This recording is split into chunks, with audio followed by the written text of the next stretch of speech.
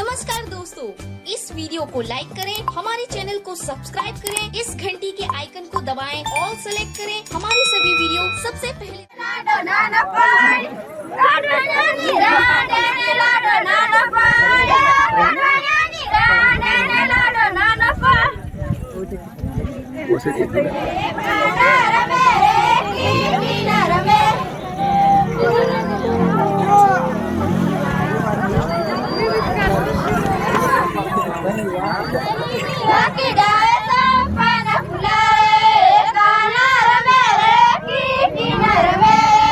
Bye.